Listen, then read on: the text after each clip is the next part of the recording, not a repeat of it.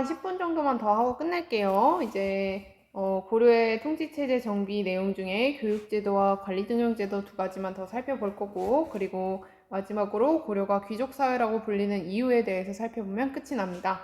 자, 첫 번째 교육제도입니다. 고려는 교육을 중요시했기 때문에 태조 때 이미 개경과 서경에 학교를 세웠는데요. 중요한 건 여기 등장하죠. 성종 때에는 개경에 국자감을 설치하였다. 이 국자감은 유교 교육기관이었다. 그리고 지방에는 경학박사, 의학박사 등을 파견해서 교육하도록 하였다. 이와는 별도로 지방에 향교를 설치하였는데 최고 교육기관인 국자감은 시험으로 학생을 선발하였으며 신분에 따라 학습 과정이 달랐다. 요런 어떻게 신분에 따라 어떻게 달랐는지에 대해서까지는 알 필요 없고, 국자감이 있었고 신분에 따라서 과정이 좀 달랐구나 라는 내용 정도까지만 기억해 주시면 좋겠습니다. 자, 두 번째로 관리등용제도입니다. 관리등용제도, 고려에는 다양한 관리 선발 방법이 있었는데 대표적으로 광종 때 있었던 과거제와 음서제도가 있었다.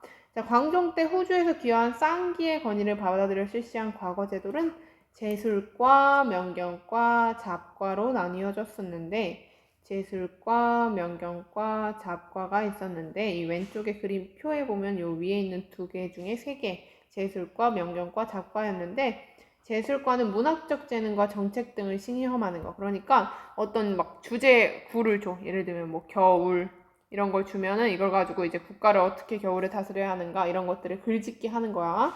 그 다음에 두 번째 명경과, 이거는 경전에 대한 이해 능력, 유교 경전을 얼마나 잘 외우고 있는가 이런 거였고, 마지막으로 잡과는 법률, 산술, 의학, 지리 이런 어떤 기술적인 재능을 가진 사람을 선발하는 학과였다라는 내용들이 있습니다.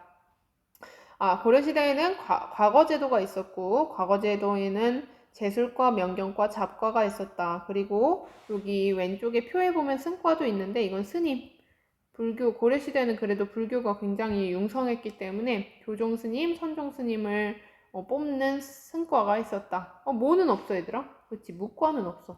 무인을 뽑는 무과는 없다. 이 무과가 없는 것이 나중에 우리 무신정변의 원인이 되기도 해. 정변, 무신정변. 무신들이 나중에 고려시대 때 화가 나서 변을 일으킬 거야. 반란을 일으킬 건데, 이 무과가 없었던 것, 즉 무인의 대우가 문인보다 더 낮았던 것이 무신정변의 원인이 되기도 합니다. 이번에 한번 그냥 기억해두고 가시면 될 것 같아요. 자, 왕족이나 공신의 자손, 고위 귀 관료의 자세는 이러한 시험을 보지 않고 관료로 임명되기도 했는데 이것을 음서라고 합니다. 중요합니다.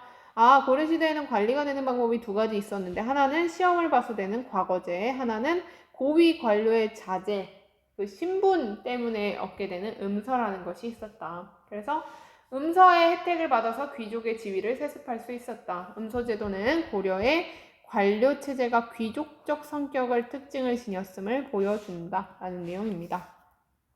그래서 우리 아까 이 고려의 중앙행정제도 살펴봤지. 막 중서문화성이라던가 중추원이라던가 이런 고위 관료들은 거의 다 이런 귀족의 신분의 세습을 받아서 음서제도를 통해서 관료가 된 귀족들이 차지했다. 그래서 아까 우리 고려시대의 관료체제가 귀족적이었다라고도 함께 배웠었죠.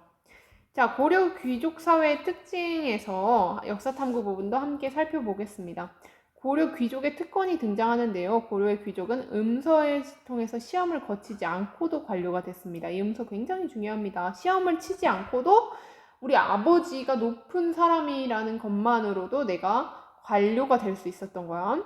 관리는 관직 복무의 대가, 월급으로서 뭘 받아? 전식과를 받았는데요. 관직 복무의 대가로서 전식과를 받았는데요. 이들은 관직에서 물러나거나 사망하면 국가에 반납하는 것이 원칙이었으나 5품 이상의 관리는 전식과 이외에 공음전을 받아서 후손에게 물려줄 수 있었습니다. 이게 무슨 말인지 좀 설명할게 얘들아. 내가 관리야 관리. 국가에서 등용한 관리다. 그럼 국가를 위해서 일하잖아. 그럼 뭘 받아? 월급을 받지. 근데 이제 조선시대, 고려시대 때는 전식과라고 해서 땅을 줬어, 땅. 전식과는 땅이야, 땅. 이 땅에서 세금도 거둘 수 있었고, 또 뭐 필요한 땔감이나 뭐 곡물 이런 것도 세금이 곡물 같은 거였지. 이런 걸 얻을 수 있었지. 근데 얘는 관리가 이제 은퇴를 하게 되면 국가에 반납해야 돼. 국가에 반납, 다른 관리에게 이제 주는 거지. 내가 은퇴했으니까 이 일을 하는 다른 관리가 이 전시과를 받게 되는 거지. 근데 고위 관료라는 이유만으로 받는 땅이 또 있었어. 그건 뭐였어? 공음전이었어. 공음전. 이 고위 관료가 되면은 이 공음전이라는 땅을 주는데 이 땅은 대대로 후손들에게 물려줄 수 있었어.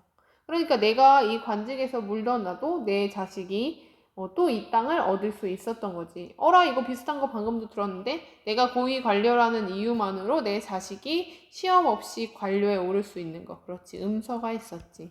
그래서 이 고려시대의 귀족들은 공음전 그리고 음서 이 두 가지를 통해서 귀족의 지위를 잘 유지할 수 있었다라는 내용들이 있습니다. 또 나아볼게요. 과거제를 통한 신분 상승. 진골귀족이 권력을 독점했던 신라와 달리 고려는 혈연이 중시되면서도 과거제를 통해 관료가 되어 신분을 상승시킬 수 있었다. 이게 무슨 말이에요, 얘들아?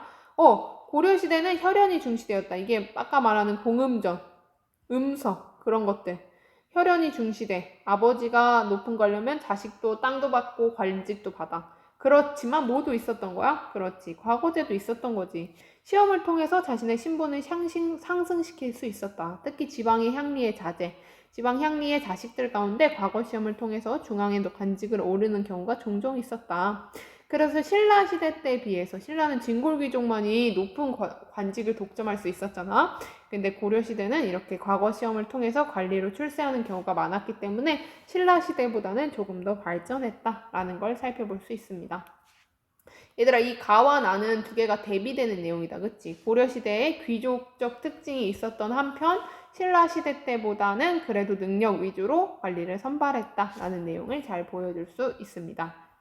자, 그 내용이 바로 이 2번에 나오는 고려 사회가 신라에 비해 발전된 사회라고 말하는 이유, 뭐 때문에? 신라는 오직 누구만? 진골만, 오직 신분에 따라서만. 그러나 고려시대 때는 뭐가 있었다? 과거제도가 있었다. 이 과거제를 통해서 출신이 가능했다. 그러나 또 한편으로는 고려가 귀족사회다. 신라보다는 나아졌지만 여전히 귀족들이 권력을 가질 수 있었던 이유는 공음전, 아버지의 땅을 자식이 그대로 물려받을 수 있었고 또 고위 관료라면 음서를 통해서 시험 없이도 관직에 오를 수 있었다. 이러한 제도들이 어느 시대에 가면 완전히 사라지게 되냐면 바로 조선시대에 가면 완전히 음서 같은 경우가 힘을 잃게 됩니다. 조선시대 초기에는 음서가 조금 남아있었지만 시간이 가면 갈수록 이 음서가 사라지게 되고 자신의 능력만으로 이제 관직을 얻게 되는 그러한 사회로 변화하게 됩니다. 이렇게 해서 우리 교과서 112쪽까지 다 살펴봤고요. 고려의 통치제도 같이 살펴봤습니다. 오늘 배웠던 내용 좀 어려운 내용들 많았어, 얘들아. 다시 한번 이야기하지만 이 수업 끝났다고 그냥 딱 책 덮지 말고 내용 한 번씩 다시 보면서 중요했던 단어, 어려웠던 단어들 다시 한번 기억하고 갑니다. 특히 이 부분은 외울 게 많고 세세한 거를 누가 더 세세하게 외우느냐에 따라서 성적이 확확 갈려. 선생님 이제 중간고사가 좀 1학기 시험이 좀 어려웠어서 2학기 때는 진짜 쉽게 낼 거란 말이야, 얘들아. 그래서 이걸 정확하게 한 번만 잘 외워두면 여러분 분명히 2학기 때는 1학기 때보다 훨씬 더 쉽게 문제 풀 수 있을 겁니다. 교과서 110쪽부터 112쪽까지 내용 구체적으로 잘 외워두시길 부탁드릴게요. 고생하셨습니다.